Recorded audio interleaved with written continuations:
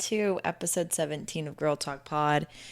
It's just me today. We've got a solo episode for you all. I hope you enjoyed the Montana episode. It was so fun to shoot out there. And I just have to give you a little background. So, Christina was out of sorts. For legal purposes, I'm not going to tell you the sorts that she was out of, but she was so out of it. And it was, the feedback that I got from people watching the episode, they're like, the first episode that you did with Christina, she talked the entire time and I didn't. And then this episode, I just talked the entire time. And she's so funny because she was just like not there in present time. So it was just funny to like see her and hear her responses to the things that I would say. I would ask her a question and she'd be like, mm-hmm. It wasn't like a yes or no question. But if you haven't watched that episode, go watch it. Or if you have watched it and maybe didn't notice it, go watch it and just like notice Christina. And she's just on another planet just from the night before, just being tired. And like I said, legal purposes, she was tired. And it was just super funny because we yap so much and it was like pulling teeth to get things out of her mouth. But to build on that, Montana, I didn't get to come and like really talk to you and like recap the trip. We talked about it on that episode, so I won't get into all like the entire itinerary, but I just have to say that that trip, I needed it. It was a trip for the soul, and I really needed to go be out with nature, be around good people, be around good energy, and that's exactly what it was. I am so glad that I went out and got to experience that. And I'm so thankful for our friends that invited us because we had such a good time. And I just realized being there, my body and my soul were just so light. And I just felt super at peace while I was there. And it's made me come back to Dallas and just realize that I need to kind of evaluate what this next step in life is going to be. I know I'm going through a really big transitional period right now of, quitting my job and really trying to find out what fulfills me. And then I'm also making all these revelations in relationships and friendships and just trying to figure out like what is it that I need to be doing that's going to make me feel whole. And so it's a beautiful experience, but it can be really hard on your mental health when you kind of feel, I wouldn't say lost, but you just don't really know exactly like what that next step's going to look like. And if you're someone that's like me and that craves structure just because growing up with all these inconsistencies and, everything's been pretty volatile since I was little, I crave that structure and, you know, comfort in the consistency and the routine and all of that. So not having that has definitely affected my mental health. The mental health is not healthing that well right now. I just kind of feel a little anxious being at home, but I just know that's a part of growth, right? The feelings of anxiety and fear and worry and excitement, they all kind of feel the same. So I'm trying to really dig in and like figure out what actually it is that I'm feeling because I don't think it's necessarily anxiety in a bad way. I think that it's excitement and a little bit of mix of like the fear of the unknown. So it's kind of a plethora of all those things mixed into one, but I just have to make sure I really quiet my surroundings, try to quiet my mind just to really figure out what it is. So I've been journaling a lot. I've been meditating. I've been doing some breath work with a girl that I met on the Montana trip. She's got a studio out here and she does a breathing method that's really amazing and it has really opened my mind, regulated my nervous system, and just caused me to kind of sit and be quiet and just try to listen to what my body's trying to tell me. So it's a transitional period that I'm actually really excited and grateful to be in, but it just can be a little scary at times. And, my anxiety kind of correlates with depression at times. So I've definitely had mornings that it's been harder to, get out of bed, especially when you don't have a job anymore to, that you have to report to, and you're just kind of creating things to do. And I asked for this. I wanted that. So I really wanted to set myself up to where I can quit my job and then I have some time to just explore and be lazy and wake up whenever I wanted to. So I just have to remind myself of those things because I asked for it and that's what I wanted. So we're here, we're doing it. But to be completely honest and transparent, it's been some up and down days. But overall, I keep gratitude in my heart because I'm so blessed to live the life that I do and be surrounded by the people that I'm surrounded by. And I just know that opportunities are going to keep unfolding as they have since I, started to release things that no longer serve me. And also, I got a haircut in color today. You can't, like, the headphones are kind of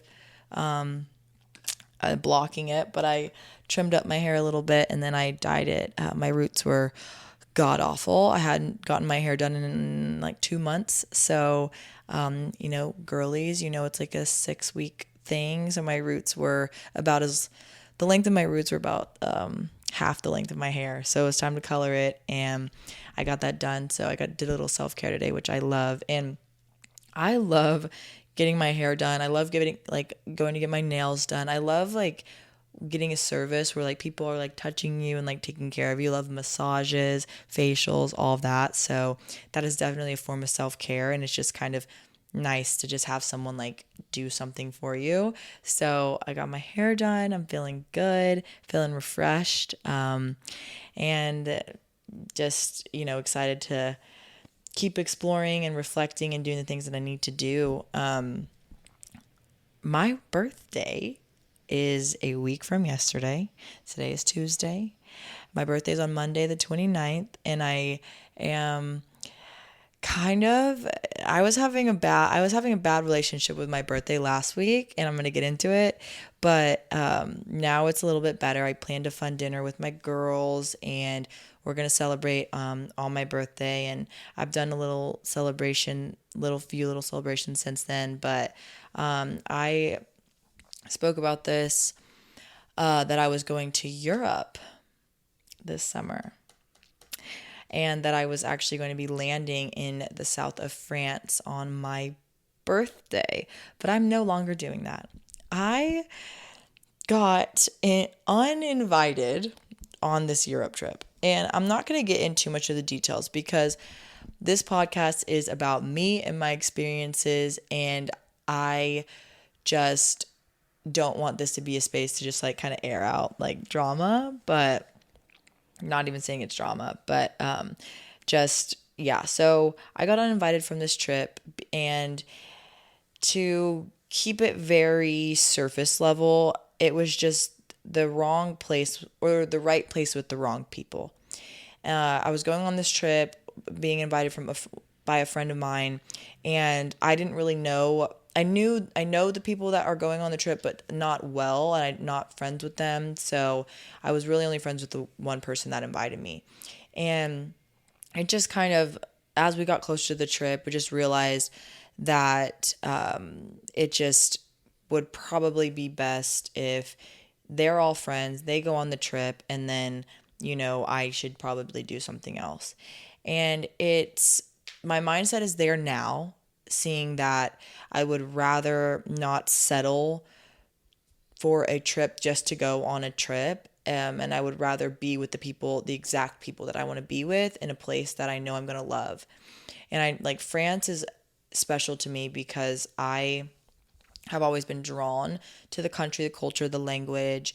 And I was French Club president when I was in high school. I was in French National Honor Society, and I used to be conversationally fluent in French. And I actually just started taking French lessons in April this year.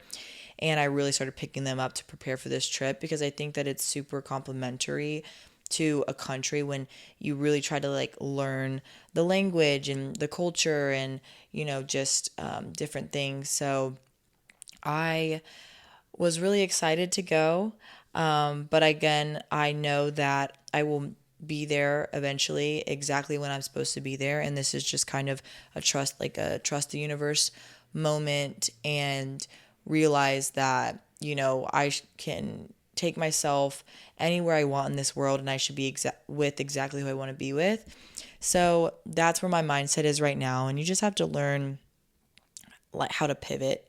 And so that's what I'm trying to do with my birthday. I've got a dinner planned.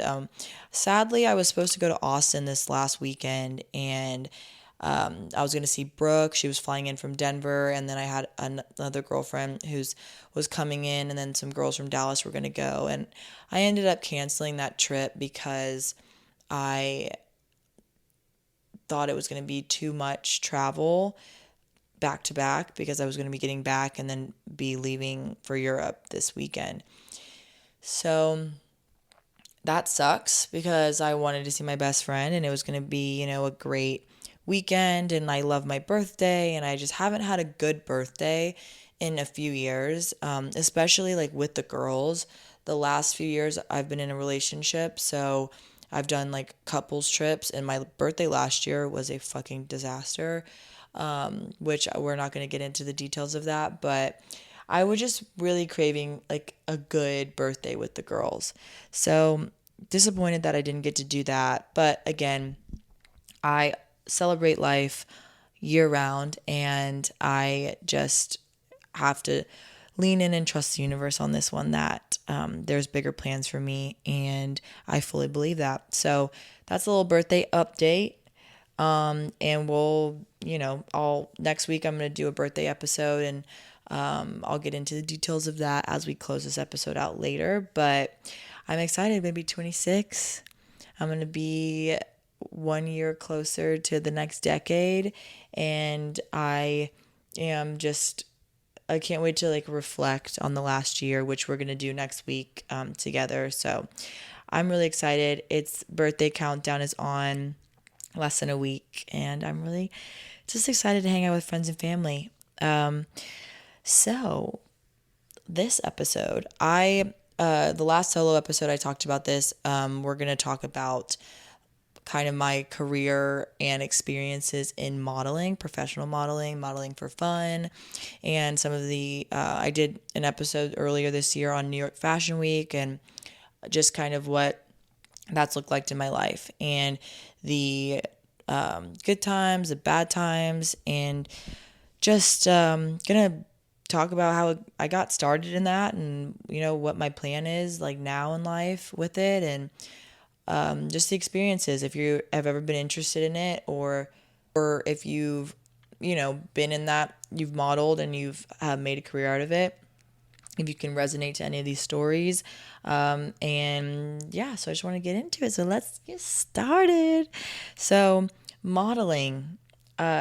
First off, I just want to say that like modeling, I know that like some people might think it's silly, but I think that modeling is a career that takes a lot of hard work, a lot of mental strength, and a lot of dedication to feeling and looking your best all the time.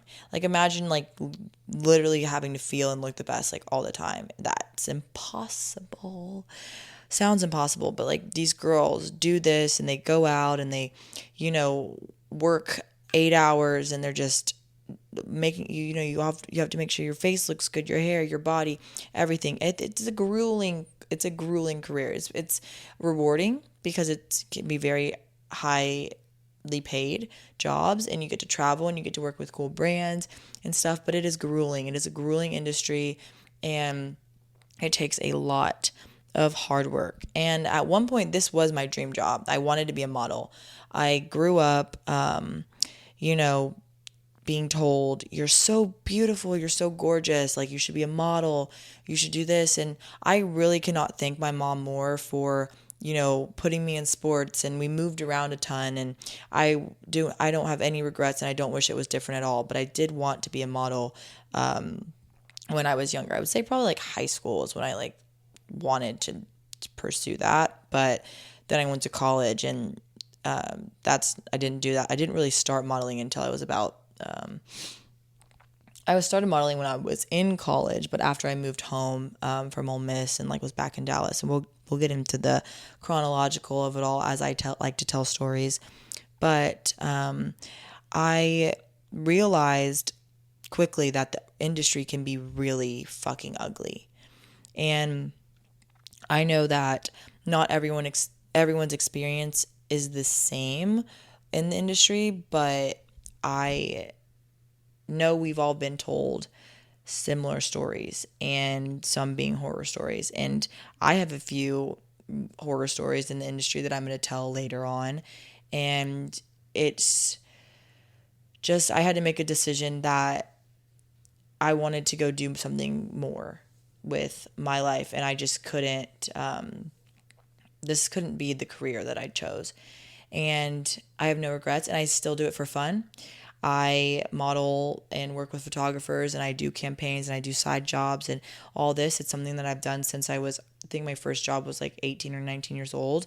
And so I still do it, I still partake, but you just have to really be able to recognize like when things are kind of going south, and you've got to set boundaries for yourself, because I didn't at times. I got taken advantage of, and you just have to realize like nothing is worth your peace, and you should never sell yourself because you think that you want to live this life of being a model, and it's not as glamorous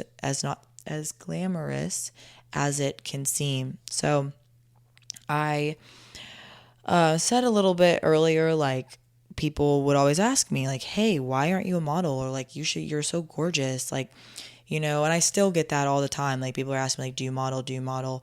And so I'm like, okay, then this should be easy. Like people are asking me like, why am I not a model? I'm going to apply to some agencies and be a model. And then I got told no a million times. I've never been signed with an agency ever. I've went to castings, I've submitted, and I've never been picked up by an agency ever because of, I think one, there was a lot of self-confidence that I probably didn't have, and people can probably see that.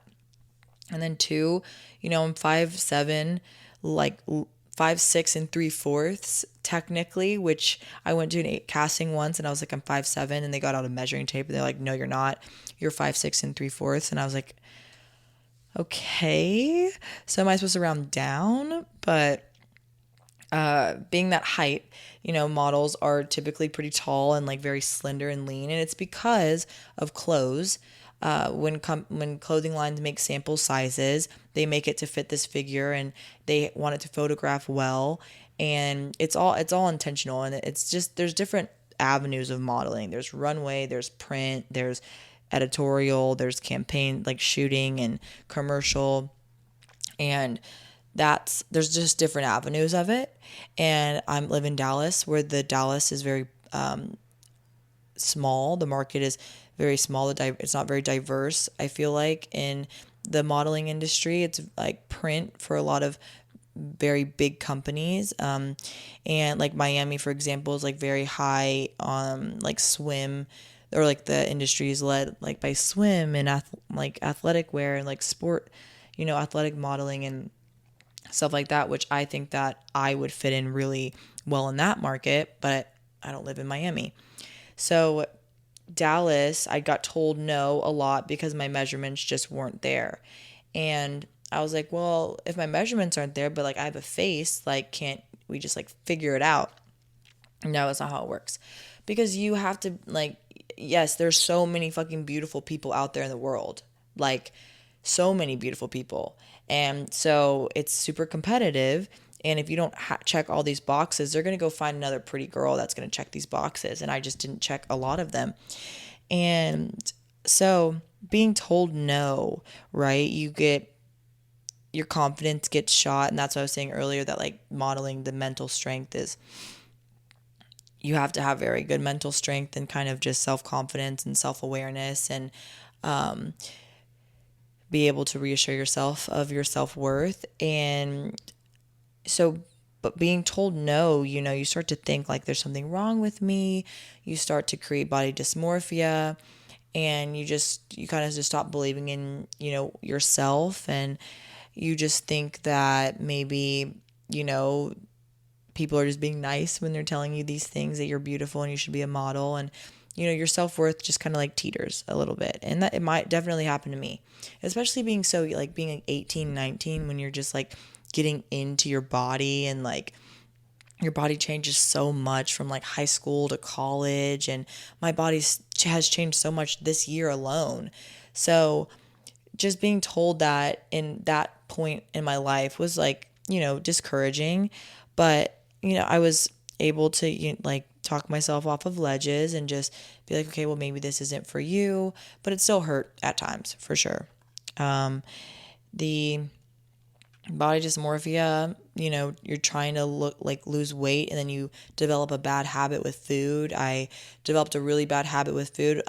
Luckily, I've never had an eating disorder, and never struggled with bulimia or anorexia or anything like that, but I can see how people can go down these paths. I know a lot of models that have gone down these paths, and I was in a rabbit hole of just like searching model diets, like not really understanding nutrition and like how that worked and calorie deficits and all of that. But you're 18, you're 19, you're looking up like, what does Adriana Lima eat and how is she, and you can't find anything because it doesn't exist.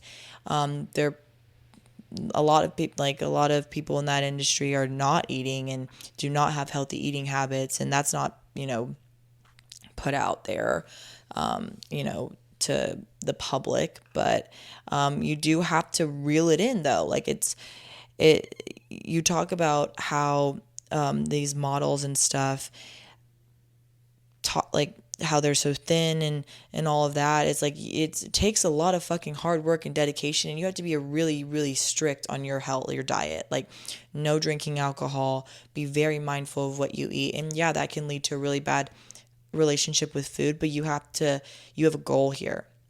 Just like when people are competing in physique competitions, they have a set diet and they cannot teeter from that diet, and it is literally measured out by the carb, the gram, the whatever.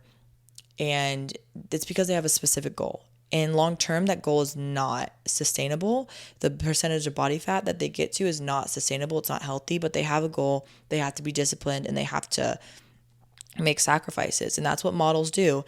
And no, I don't think that models should, promote bad like eating habits, but realistically, like if you have a goal in anything in your life, you're going to have to make sacrifices for it. And in that industry, it's just, you don't get to eat whatever you want whenever you want. You have to be very selective, and I think sometimes that comes off as promoting, body bad, like that was promoting things that can lead to body image issues. But you have to realize like they work in this industry, and you enjoy these pictures that they post, you enjoy these campaigns, the marketing, all of that, the magazines, the photo shoots, like you enjoy all of that and you consume all of that. And you just have to realize like they have to have a standard for themselves, and they have to be dedicated. And that doesn't mean that you have to do it. It doesn't mean that anyone else has to do it. That's just what they're doing for their industry. And I know it's gotten really unhealthy.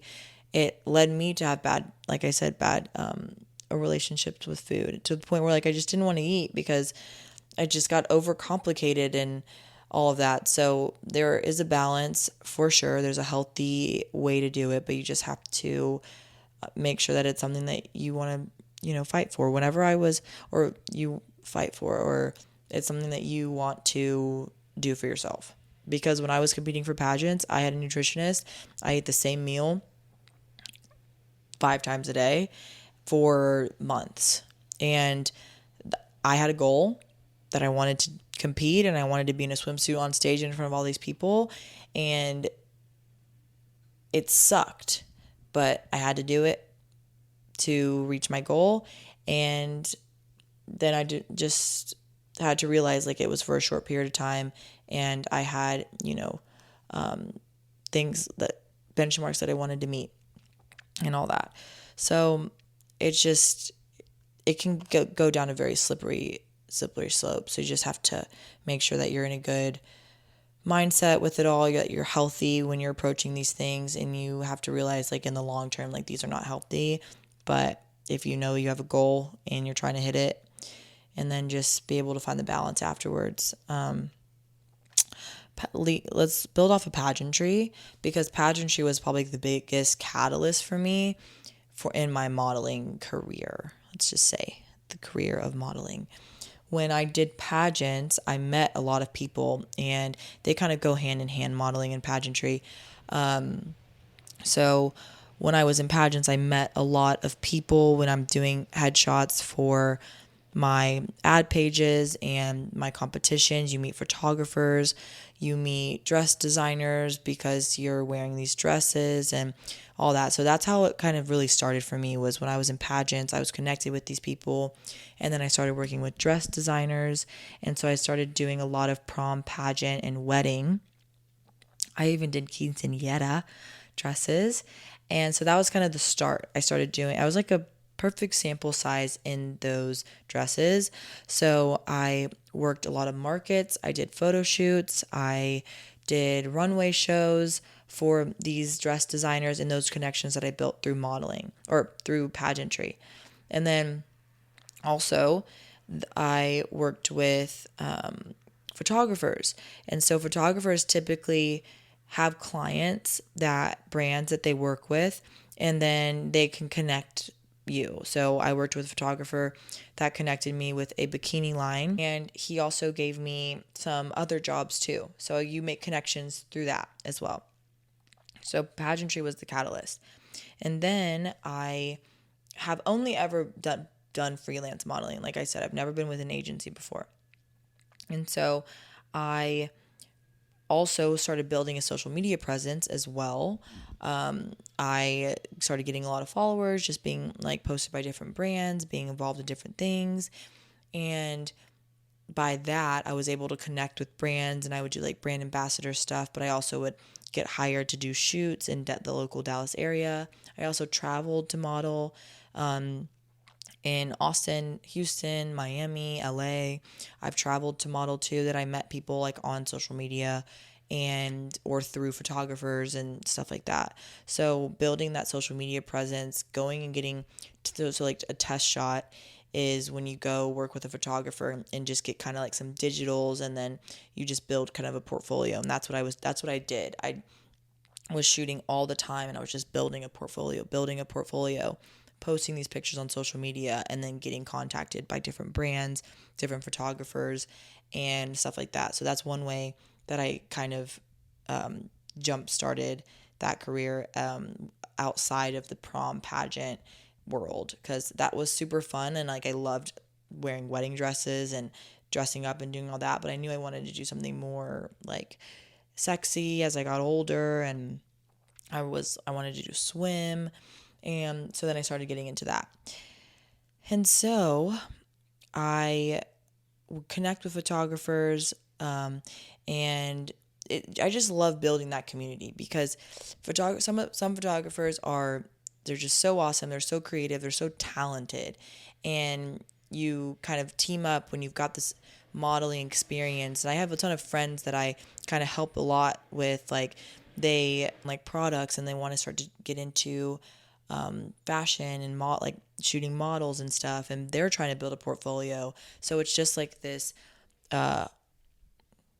mutually beneficial relationship that you're building, and it's really fun because I still have friends that are photographers, and they'll just be like, hey, I want to shoot this look, like, do you want to do it? And it's like super fun for me. It's a portfolio ad for me. It's experience for them. And it's just, these relationships can be extremely fun and beneficial. And that's, I still do that. I have good friends now. I had good friends then. We would do the same thing, and I would get to teach them things about the model side, and they teach me things about the photography side. And when I was building the podcast, I've gotten a ton of insight from my friends who are photographers and videographers about cameras, equipment, editing, all of that. So I just have created an awesome network in the modeling space, which I love, and it's just one of the pros of doing it. And I would love to do some like creative directing one day as I just build more experience. And I would love it. I would love it so much to just kind of be able to bring ideas to life in shoots. And as much fun as it is to like be the model, like I think putting together an idea and like having it come to life, like that's something that really fuels me and like gets me excited. So that might be something that I explore it now on my journey of career searching. But I wanted to, I guess that's that's my story, and those are just like a few ways that I kind of got started and the pros of the industry. And it's fun, you get to wear the clothes and you get to keep things. And I've gotten like full wardrobes from photographers because they're guys and they're just like, I I don't have anything to do with, like, I don't know what to do with these, so like, here, keep these. And I still have some of like the best pieces, and like dress companies, you just build relationships, which is awesome, which is some of the perks of the industry. But I assume it just gets better and better as you get bigger and bigger and like work with bigger brands. But I don't really know what modeling looks like for me in the next, like in the future. I love to do it for fun. I love to do like high fashion editorial fun campaigns. You'll see me post a few stuff, like I just did a few amazing shoots, and I love that. That's what I love. But when it comes to, really like growing that career, you've got to be open to more things that maybe you don't necessarily want to do, because you can't be selective until you're like at that like top peak level. But I just am having fun with it now. So we'll see. Who knows? I've thought about maybe submitting some digitals to agencies in Miami or New York, but I don't want to live in Miami. I'm going to New York in a few weeks, and I've always loved New York City. Never knew if I could live there, but I'm going to go explore, and I don't know, maybe I could move there. And I don't know. We'll see. So that's kind of something that I've been thinking about doing maybe. But again, I'm just doing it for fun. I just want to keep having fun with it, because I just know from personal experience that if I get too caught up in relying on this industry to, one, pay my bills and fulfill me confidence wise, there's a slippery slope there. So I just want to maintain a healthy relationship for the for first and foremost, maintain a healthy relationship, because I'm having fun with it. And now I want to like segue into the not so glamorous parts of the industry. We talked about the eating disorders that could develop, the body dysmorphia, but I want to talk about the fucking creeps in the modeling industry. I had a conversation with a girl recently, a few weeks ago, that she worked with this photographer that I worked with years ago, and she had a terrible experience, and he was the first awful experience that I ever had in the modeling industry. And it makes my stomach hurt thinking about some of the younger girls that do work with him still, because I was 18 when I first started working with him, and it just makes my stomach hurt. And I'm going to get in the details on that story, but in general, there are people that try to take advantage of you, especially when you're a young, hungry model, especially again, if you are dealing with low self-esteem and you've got these wide eyes looking into this industry thinking that it's super glamorous and like being a model is it. Because I was there, and I had been taken advantage of by photographers and dress designers, and been put in uncomfortable situations because I thought that was going to help me escalate my career. And you hear about it. You hear about this in Hollywood. You hear about it in the modeling industry. You hear about it in many industries, but specifically like modeling and acting is people in charge try to take advantage of these people who are trying to hustle and like become something of themselves.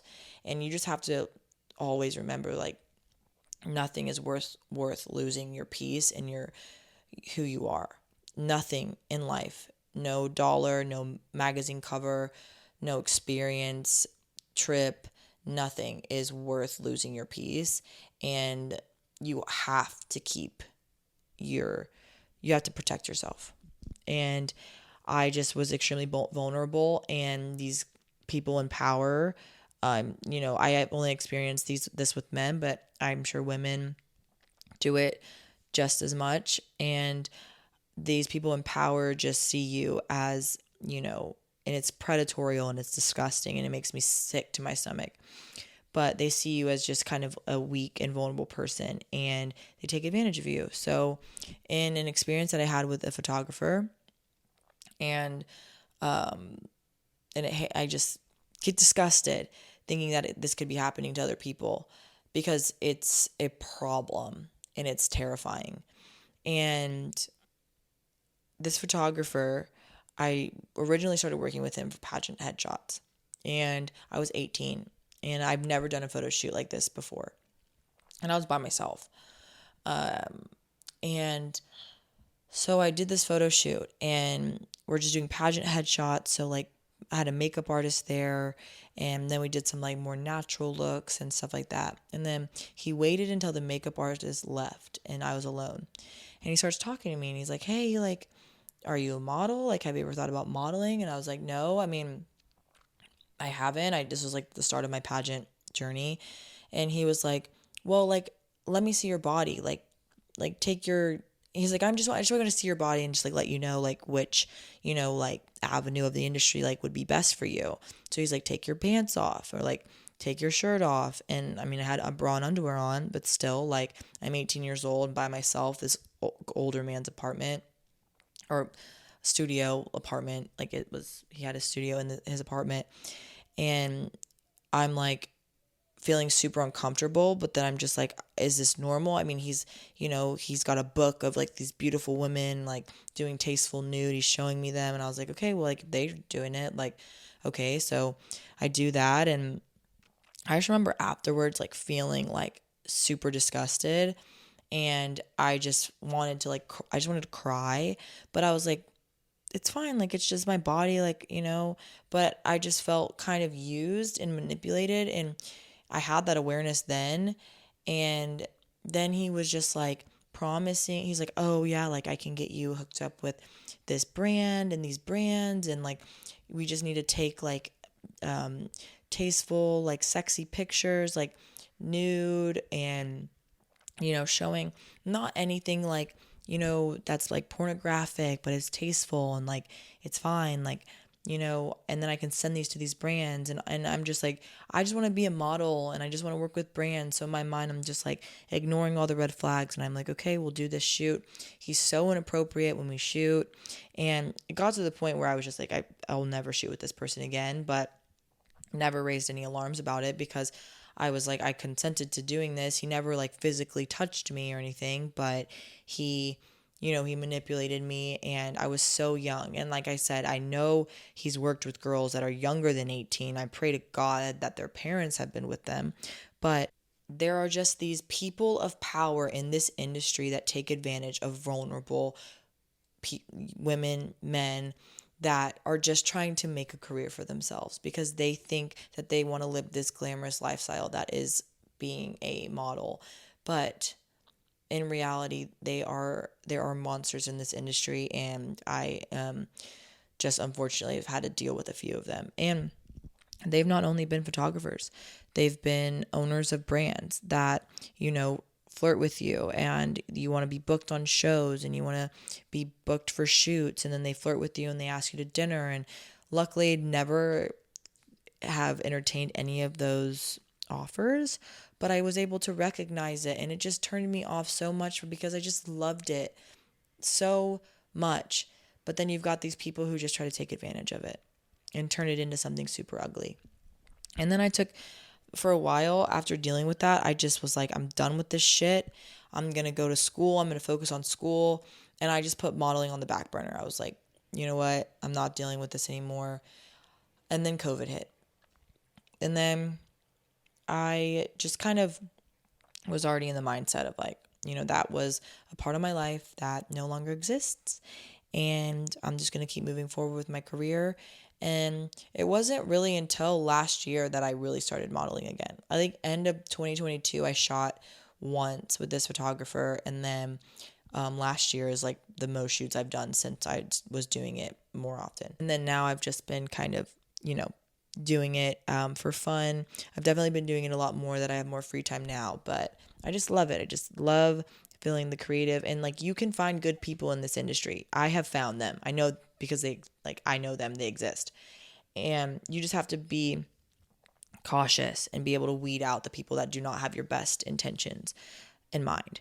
And you can do this by, bringing friends to shoots. And I do that now. I bring friends to shoots, even if I don't even necessarily like feel super uncomfortable, even if I just don't know somebody first. Like, bring someone to your shoot and have them with you, so because you're less likely to be, you know, targeted or assaulted or just whatever if someone is with you. So that's what I would suggest, is bring someone with you. Bring your mom, bring your friends. Make sure that it's like a public place. You're not going to someone's house, and just kind of vet them. Like, if you have other people that have worked with them, or other people that have worked with them, ask them, reach out to them, be like, hey, like, what's going on? Like, or if you have other models, and this has happened with me before. Like, a girl didn't feel comfortable with this guy. She asked him and was like, hey, do you need another model for your shoot? She invited me. We shot together. He ended up being really fucking cool. But, that's another thing. Just like, never feel like you have to go do something alone. And you can always bring a friend. I'll go with you. I got free time.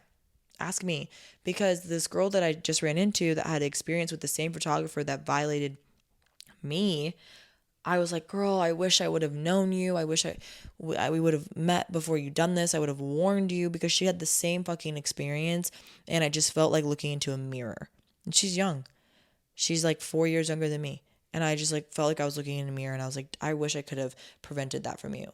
So hopefully I'm not going to blast that photographer, just because that's not something that's something that I've healed from, and that's something that I've dealt with, and that's a personal decision.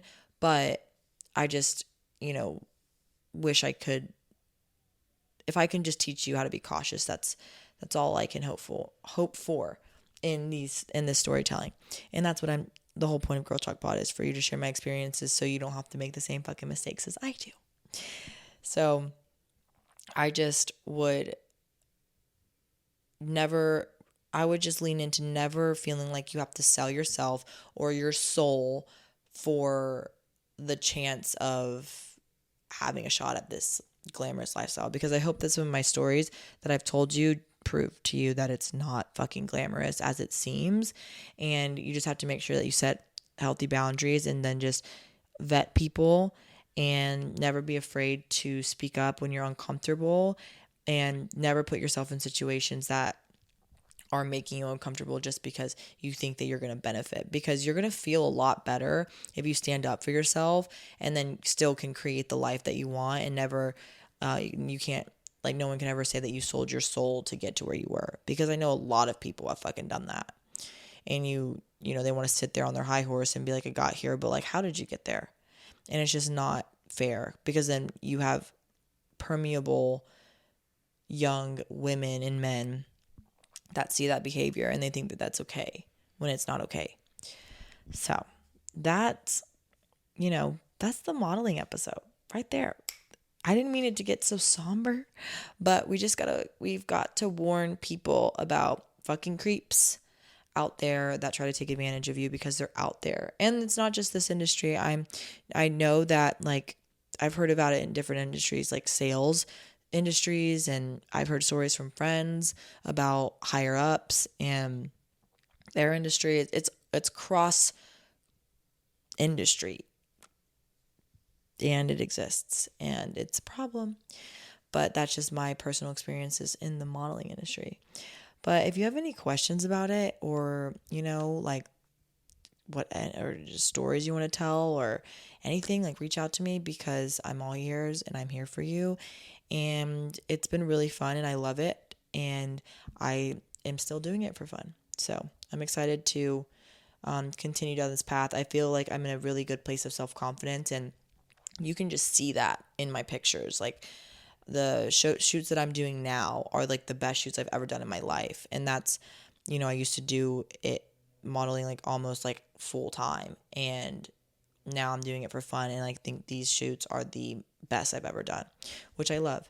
And I think it all just goes from, it's just maturity and self-confidence and healing, and, setting boundaries and building great relationships with these people in the creative industry. So Next week is going to be another solo episode.